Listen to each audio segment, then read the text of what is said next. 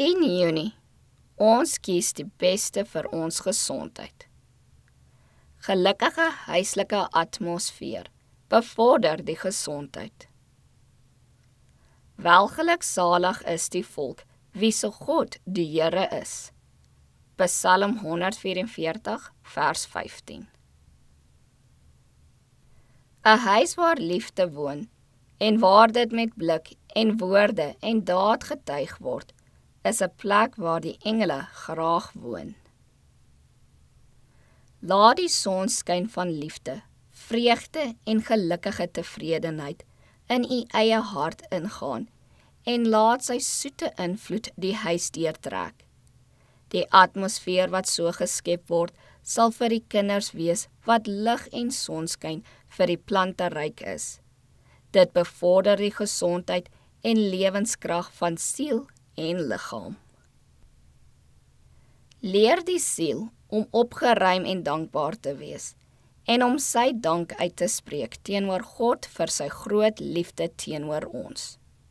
Christelike vreugde is die sieraad van heiligheid self. Hoewel droefheid en kommer geen enkele ewel kan genees nie, kan hulle groot skade uitrig. Maar waar vreugde en hoop vir ander die weg verlig, sal dit genesing wees vir jou liggaam en verkwikking vir jou gebeente.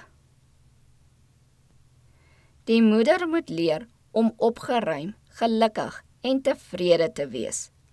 Alles wat sy in hierdie rigting doen, sal oorvloedig beloon word in die liggaamlike welsyn en in die sedelike karakter van haar kinders.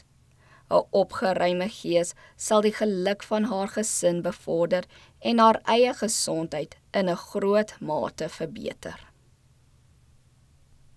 Die gesondheid van die jeug vereis oefeninge, opgeruimdheid en 'n gelukkige aangename atmosfeer rondom hulle.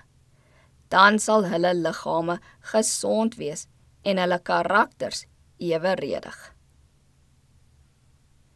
God wil hê dat ons as kinders van die lig 'n vreugdevolle, gelukkige gees moet kweek, sodat ons die deugde van hom kan verkondig wat ons uit die duisternis tot sy wonderbare lig geroep het.